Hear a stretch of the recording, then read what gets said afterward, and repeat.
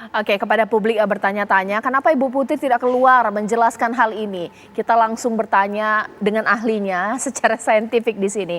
Dok, apakah ketika orang depresi berat sampai seperti ini, sebulan jangankan menceritakan kronologis kejadian, bertemu orang tidak mau, bertemu pun hanya bisa menangis, nggak bisa berkata apa-apa.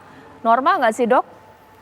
Ya, tentu saya tidak ingin fokus pada kasus ya, tapi saya cerita bagaimana gejala depresi, apakah itu berat, apakah itu sedang, apakah ringan. Jadi orang yang menderita gangguan depresi berat, itu memang apakah di pola pikirnya tertutup, pola emosinya juga terus dalam keadaan sedih yang berkepanjangan, kemudian juga dalam pola perilaku itu menarik diri, di kamar terus, tidak kemana-mana, tidak mau ketemu orang, dan bisa juga sampai ada keinginan untuk bunuh diri.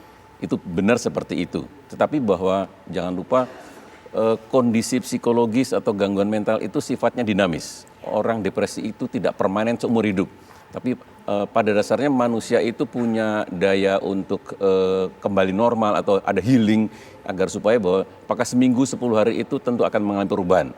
Apalagi kalau kemudian merasa itu tidak nyaman dan menjalani suatu terapi, apakah misalnya kemudian berkonsultasi sama dokter, psikiater, itu depresi itu dalam seminggu 10 hari sudah bisa lebih baik kok. Artinya bahwa tubuh ini dinamis, jadi tidak akan terus-menerus seperti itu.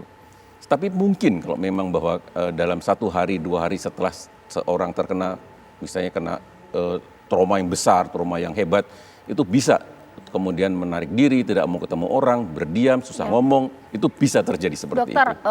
meskipun memang ini mungkin di luar dari proses keilmuan dokter, saya minta diputarkan lagi kepada rekan saya untuk melihat bagaimana ketika Ibu Putri mendatangi Makobrimob untuk niatnya untuk mengunjungi Pak Sambo. Kalau tadi ada saksikan, kita akan putar lagi, Dok. Pertanyaan saya adalah sebenarnya gerak-gerik orang depresi dengan orang normal pada biasanya bisa dilihat secara kasat mata tidak sih, Dok, seperti ini? Ini mungkin ketika Ibu Putri menyambangi Makobrimob, banyak yang bertanya-tanya apakah ini memang merupakan gerak-gerik orang memang dalam tekanan, depresi berat atau seperti apa, Dok?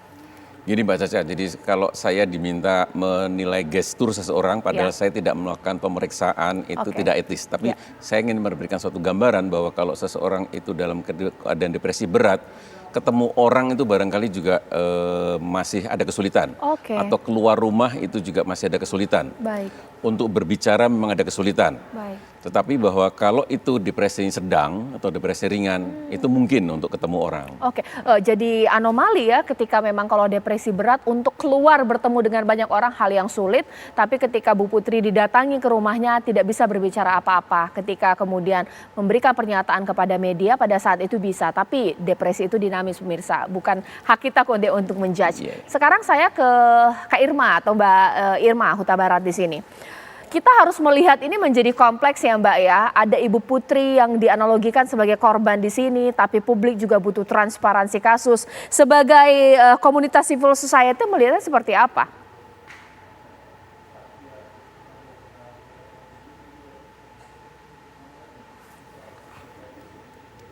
Baik Mbak Irma, boleh dilanjutkan. Oke, jadi kita ini membahas pembunuhan dari Joshua Huta Barat. Jadi sudah ada nyawa yang melayang dan itu sudah lebih dari 1 bulan, ya kan? Kalau ada orang yang depresi tadi kata Pak Danardi atau PTSD mungkin karena melihat sesuatu yang mengerikan. Tetapi menurut saya ini pertanyaannya adalah ini orang sudah meninggal. Lalu Putri Chandrawati atau Putri Sambo adalah saksi utama yang melihat peristiwa itu. LPSK sudah berkali-kali memanggil, lalu juga Komnas HAM juga sudah mengajukan undangan dan tidak dikabulkan. Nah, ketika kemudian Putri Sambo muncul di Makobrimob itu kan seperti mencemooh seluruh rakyat Indonesia. Yang mana sih yang lebih penting sebetulnya? Dia bisa keluar rumah, pergi ke Makobrimob, tapi tidak bisa memenuhi panggilan Komnas HAM atau LPSK. Itu juga pertanyaan. Jadi saya juga ingin menghimbau LPSK supaya lebih transparan dalam kasus ini. Kita melihat foto jasad jenazah dari Joshua Huta Barat dengan luka-luka di tubuhnya dibahas secara detail. Itu menurut saya adalah salah satu cara untuk mencerdaskan publik dan juga bagaimana kewajiban dari sebuah lembaga untuk memberikan informasi kepada publik. Kalau memang Ibu Putri ini sangat istimewa sampai didatangi ke rumahnya, setidaknya seluruh rakyat Indonesia bisa melihat fotonya atau suaranya adalah laporan yang disampaikan oleh LPSK kepada kami semua yang menunggu. Ya. Jadi dalam hal ini alasan-alasan yang dibuat itu tidak sebanding dengan hilangnya nyawa Oke. manusia. Menarik sekali Mbak Irma mengatakan. Langsung dijawab LPSK, Mas Ruli. Ada tidak pengistimewaan terhadap Ibu Putri di sini? Istimewa enggak, Mbak, gitu. Ya gini ya, saya menjelaskan ya bahwa banyak korban bahkan kami datangi sampai keluar kota. Tidak, ini bukan hanya untuk kasus Ibu P, korban kekerasan seksual lainnya, korban tidak pidana perdagangan orang, korban terorisme, pelanggaran HAM berat. Bahkan LPSK kunjungi atau datangi rumahnya hanya sekedar untuk melakukan layanan konseling dan psikologis. Nah, dalam konteks kasus Ibu P, kita sebetulnya sudah mengundang yang bersangkutan ke kantor LPSK. Nah, jadi begini Mbak, jadi dalam konteks ini kan diduga sebagai korban. LPSK tidak mau buru-buru memutuskan perlindungan. Jadi masih tahap permohonan. Nah, atas tahap permohonan kita punya batasan waktu. Nah, maka kita ingin cepat memutuskan perkara atau permohonan yang diajukan Ibu P. Bisa ditolak, bisa diterima permohonan ini. Nah, untuk kasus-kasus lain juga kita melakukan asesmen di mana di tempat yang membuat mereka nyaman. Jadi di mana di tempat membuat mereka nyaman, tujuannya satu, agar penelaahan yang diperoleh LPSK itu baik dan dapat mendukung hasil analisis yang dilakukan oleh tim untuk menyimpulkan sebuah informasi atau penelaahan terkait dengan status dan posisi dari seseorang yang mengajukan permohonan. Begitu, Mbak. Jadi bukan hal yang spesial untuk kami lakukan. Oke, bagaimana kemudian Mbak Irma menjawabnya bahwa tidak ada pengistimewaan, memang itulah pendekatan yang dilakukan LPSK terhadap korban?